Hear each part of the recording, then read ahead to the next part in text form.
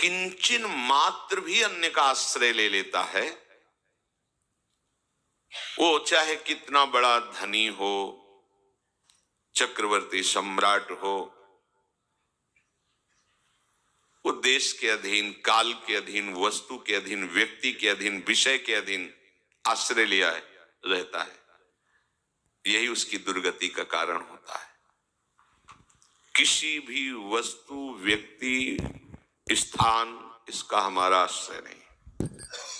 हम काल के आश्रित नहीं हैं, हम कालातीत तत्व प्रियालाल के आश्रित हैं। ये बैठालना होगा। प्रियालाल के सिवा अन्य किसी का आश्रय नहीं। सब चल रहा है, सब प्रियालाल का है। देखो, अब क्या होता है कि जैसे अपने लोग हैं तो स्पष्ट सब प्रभु दर्शाते हैं। जैसे आप लोग हैं तो आपने अहम जनित क्रियाएं करके जो उपार्जन किया है, तो इसमें बहुत बुद्धि लगानी पड़ रही कि है तो सब प्रियालाल का, पर अंदर अंदर बैठा वो कमाया तो हमने, मेहनत तो हमने की, रात दिन तो मेहनत हम किए। क्या जाने बाबा जी हैं, कितनी मेहनत करके हमने मकान बनाया, कितनी पढ़ाई लिखाई करके हम इंजीनियर बने या अमुक पद पे कैसी कैसी समस्याओं से मैं लड़ा। उसको बहुत कठिन पड़ता है बात लाना। भगवत कृपा से अपने लोग जैसे वृंदावन जब आए, किसी से परिचय नहीं, किसी, हम जानते भी नहीं थे क्या है वृंदावन। बस भगवान काशीनाथ विश्वनाथ जी की अहेतु की कृपा, ऐसे जैसे वायु लाती है ऐसे लाई। किसी से कोई परिचय नहीं। आज हमें वो याद है दिन, वो परिस्थिति याद है, वो अवस्था याद है। तो ये किसका है? हम काशी से ढो के लाए थे क्या? कुछ नहीं। तो आपको हो गया आप बाबा जी हो तो ऐसा, तो आप जब जन्म लिए थे तो सब ढो के लाए क्या पीछे से? कुछ यही तो मिला ना। तो क्यों नहीं मान लेते प्रियालाल का है? आपको जहां जन्म दिया प्रियालाल ने, जो सामग्री जी, जो रिश्ते नातेदार दिए, संबंधी दिए, प्रियालाल ने दिए ना। भाई यही तो मानना है। जैसे अपने मान ही नहीं सकते कि अपना कुछ है, नहीं मान सकते, क्योंकि ना हमने कोई चेष्टा की है, कोई चेष्टा नहीं, कोई प्रयास नहीं, बिल्कुल 100 में 100% कोई प्रयास नहीं। ये कि भाई 90% श्री जी ने किया, 10% हमने प्रयास किया, बिल्कुल नहीं। अपने बिल्कुल प्रयास रहित एक तिनके को जैसे वायु उठा के सिंहासन पर बैठाल दे, ऐसी उनकी कृपा से चल दिखाई दे रहा है, एक एक बात दिखाई दे रही है।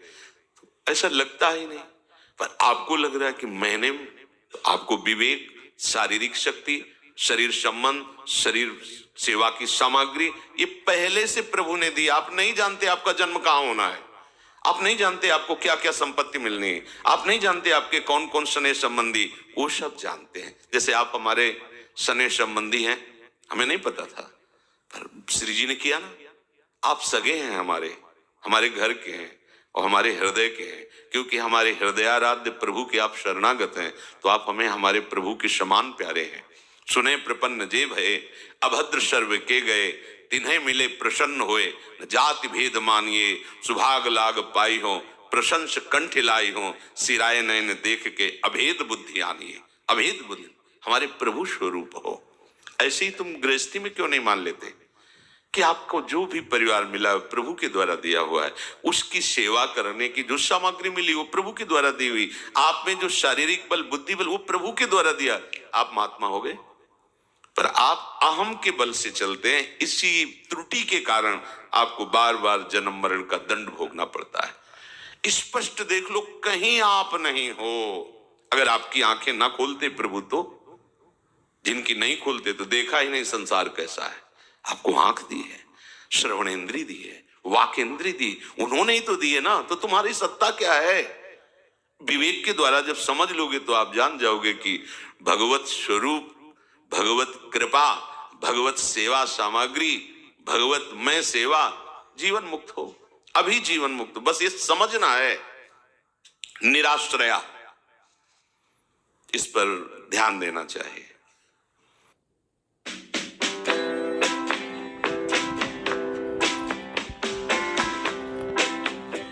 चाहिए। जैसे ये निराश्रया की बात सुनी तो खलबली मच जाती है कि इनसे ऐसे चलता है तो हम उनका आश्रित। आपको आश्रित नहीं होना, समझना है सब प्रभु की वस्तु है, खत्म खेल। अब अभी आप इसे तोड़ने लगो, हम आपका विरोध कर देंगे। नहीं, ये श्री जी की वस्तु है, ये सत्संग के लिए है, भगवत भजन के लिए है। आप इसको ऐसे नहीं कर सकते, श्री जी के है ऐसा। तो ऐसा नहीं कि अब हमारा अधिकार नहीं तो हमारे परिवार का जो नहीं, श्री जी का परिवार, मुझे सेवा मिली सांगो पांग उसको, हाँ उनका अगर अंदर से आदेश हो जाएगा कि छोड़ के चल दो, चल देंगे, अंदर से प्रेरित कर देंगे, चल देंगे।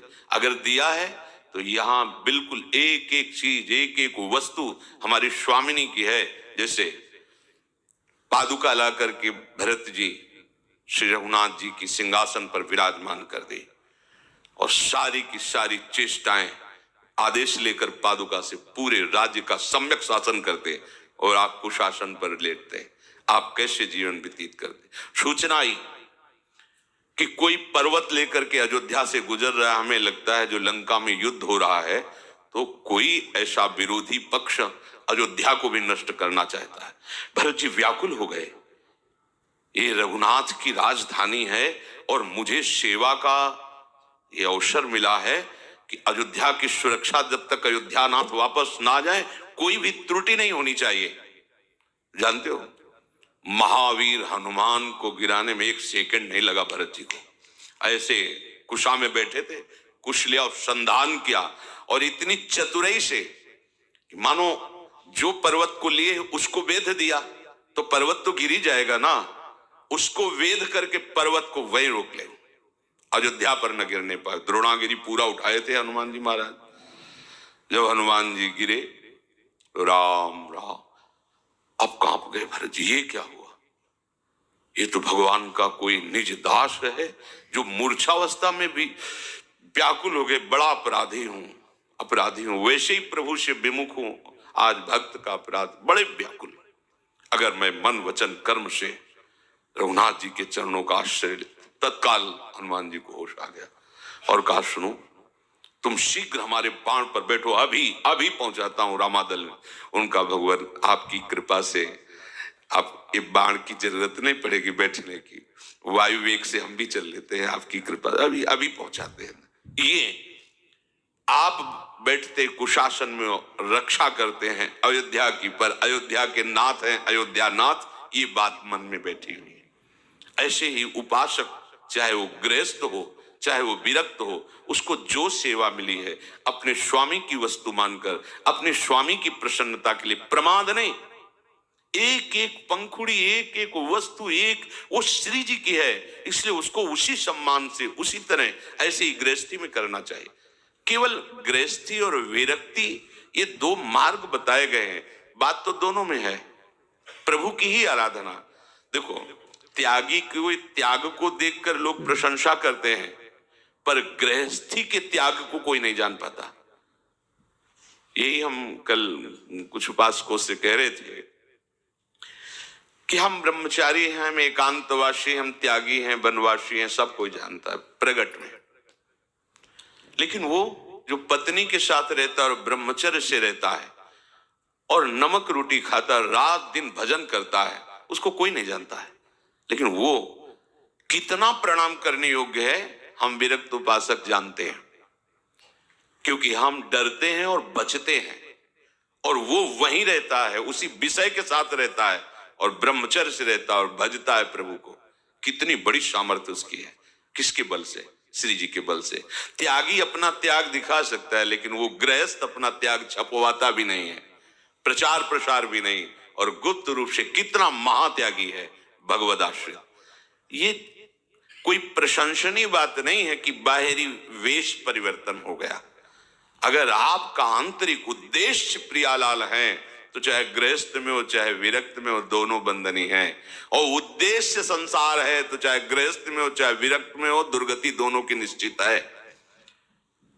उद्देश्य, ये उद्देश्य पुष्टता तभी होती है जब निराश्रया बात आती है, अन्य आश्रय नहीं, भगवद आश्रय। आप कहोगे कि गृहस्थी में तो अन्य आश्रय। अरे चक्रवर्ती सम्राट है महाराज अम्बरीश जी, तुम्हारी गृहस्थी कितनी, उनका राज्यपुर, चक्रवर्ती सम्राट, एक क्षत्र राजा, और भगवदाश्रित है, अन्य किसी का आश्रय नहीं है। यही तो देखो ना,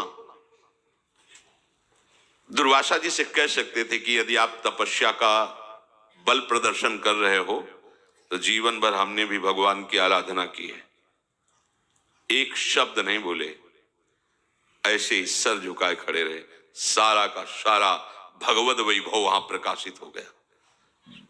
कहीं भी उनको अपने तपस्या भजन का भी आश्रय नहीं, केवल प्रसावई मन कृष्ण पदारविंद, केवल भगवद आश्रय। क्योंकि जो साधन भजन होता है वो तो उनकी कृपा से होता, मेरा थोड़ी है कोई आश्रय, एकमात्र प्रभु का आश्रय है। यही हरिराम व्यास जी सारा कर रहे हैं, काहू के बल भजन को, काहू के आचार और व्यास भरोसे, एकमात्र कुंवरी किशोरी का भरोसा आश्रय। ये हृदय की छानबीन कीजिए, अन्य आश्रय नहीं होना चाहिए, न वस्तु का, न व्यक्ति का, न स्थान का। मुक्त होने के लिए तुम्हारा सब कुछ, तुम्हारा पूरी सृष्टि तुम्हारी, क्योंकि जिनका सब वैभव वो तुम्हारे, तो अपने पिता की संपत्ति का अधिकारी जैसे पुत्र होता है, ऐसे समस्त भागवतिक वैभव का अधिकारी भगवान का दास होता है। भागवत में लिखा हुआ है, प्रतिक्षण कृपा मनाता रहता है, आए हुए दुख सुख को सह लेता है, निरंतर प्रभु का भजन करते हुए प्रतिपल प्रभु की शरण में रहता है। वो ऐसे प्रभु के महान वैभव को प्राप्त हो जाता है जैसे पिता की संपत्ति का अधिकारी पुत्र हो जाता है। स्वाभाविक, छोटी सी वस्तु, छोटी सी संपत्ति, छोटे से घर, छोटे से परिवार को अपना मान करके, प्रभु को पराया मान करके फिर जो भी व्यवहार करोगे सब बंधने वाला होगा। ये सब कुछ प्रभु का है। देख लो ना, तुम कहां से लाए थे और तुम कहां से आए हो, तुम अपना ही परिचय ढूंढ लो, तुम कौन हो, कहां से आए हो, तुम्हें सब कहां से मिला है, तो उसका एक ही उत्तर मिलेगा, प्रभु। तुम भी प्रभु के अंश हो, तुम्हें जो भी मिला है प्रभु के द्वारा दिया हुआ मिला है। यही बात समझ जाओ, महात्मा बन जाओगे। यही बात समझाने के लिए रोज सत्संग होता है, या जहां भी सत्संग होता है सब संत महात्मा यही बात समझाना चाहते हैं। स्वयं भगवान के सिद्ध पुरुष निराश्रया होता है, उसे न शरीर का आश्रय होता है, न भोगों का आश्रय होता है, न शरीर संबंधियों का आश्रय होता है, किसी का आश्रय, एक मात्र, एक भरोसो, एक बल, एक आस विश्वास, एक बस, व्यास भरोसे को, एक बस, एक। अगला है, जब वो किसी का आश्रय नहीं लेता सिद्ध पुरुष, तो स्थिति क्या होती है? बोले नित्य तृप्ता, ये खास बात, नित्य आनंद, ब्रह्मभूता प्रसन्ना, अपार आनंद उसके हृदय में रहता है, क्योंकि उसने केवल आनंद सिंधु प्रभु का आश्रय लिया है। जीव को अपार आनंद कब मिलता है? जब वो अपने अंशी में तन्मय होता है। हमारे अंशी हैं प्रभु प्रियालाल। जीव का जो अंशी है वो ईश है, परमात्मा है, प्रभु है। इसको अपार आनंद तभी मिलेगा जब ये अपने अंशी में समर्पित हो जाएगा। ऊपर शब्द है निराश्रय, उसने किसी का आश्रय नहीं लिया।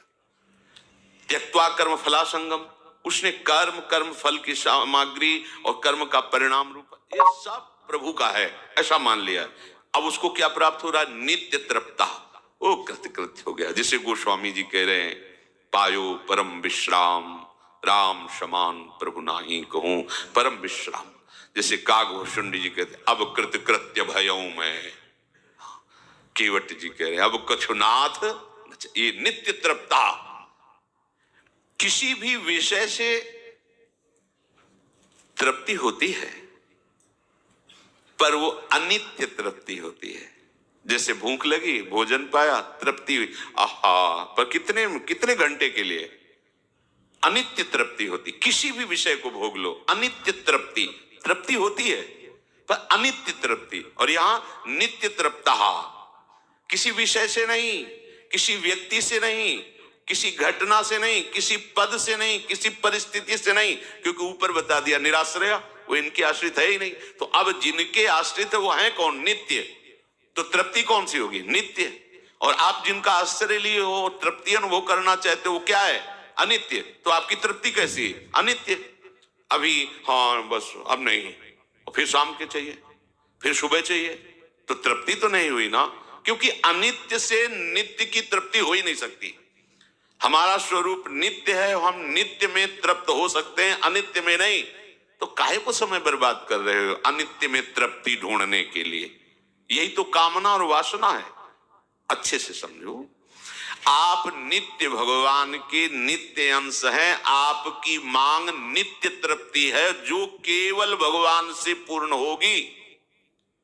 आप अनित्य संसार के अनित्य भोगों में, अनित्य व्यक्तियों में, अनित्य परिस्थितियों में, अनित्य पदों में कभी भी नित्य तृप्त नहीं हो सकते। कोई भी पदाधिकारी हो, अपने हृदय में हाथ रख के कहे कि आगे बढ़ने की हमारी इच्छा नहीं, कहीं भी हो, वो अभी जहां पहुंचना चाहिए नहीं पहुंचा, ऐसा उसके हृदय में होता है। पर वो होता है बहिर्मुख, इसलिए बाहर ही खोजता है। कितना भी बढ़ता चला जाए वो अनित्य तृप्ति की तरफ जा रहा है, इसलिए वो नित्य तृप्त नहीं हो सकता। नित्य तृप्त वही होता है जो नित्य तत्व में अपना जो संबंध है उसे स्वीकार करके साफ संबंध हटा देता है। प्रभु कह रहे हैं जो कर्मफल का त्यागी, अन्य आश्रयों का त्यागी होता है, वो मेरे में तन्मय रहता है, इसीलिए वो नित्य तृप्त रहता है। सारी चेष्टाएं प्रभु के लिए, सोते जागते उठते बैठते शरीर निर्वाह की जितनी चेष्टाएं सब प्रभु के लिए, सब प्रभु के लिए होती है। उनका मूल उद्देश्य होता है भगवत आराधन, भगवत प्रसन्नता। निरासीयत चित्तात्मा त्यक्त सर्व परिग्रह शारीरम केवलम कर्म कुर्वन्नाप्नोति किल्बिषम। जिसका शरीर और अंतःकरण अच्छी तरह से वश में किया हुआ है, जिसने सब प्रकार के संग्रह परिग्रह का त्याग कर दिया है, ऐसा इच्छा रहित उपासक केवल शरीर संबंधी कर्म करता हुआ भी पाप को प्राप्त नहीं होता। प्रभु कह रहे हैं निराशीर्यत चित्तात्मा। यत चित्तात्मा, संसार में आशा रखना, संसार में इच्छा रहना, तो शरीर इंद्रिय मन आदि का मलिन होना है। समझिए, कोई भी इच्छा, इस संसार में रहना भी इच्छा करना, ये मलिन अंतःकरण का लक्षण है। तभी तो जो निर्मल मन वाले होते हैं, न जीने की इच्छा है, न मृत्यु की इच्छा है, न सुख की इच्छा है, न दुख की इच्छा है, न मान की इच्छा है, न अपमान। अब इच्छा क्या है? जोई जोई प्यारो करे सोई मोहि भावे।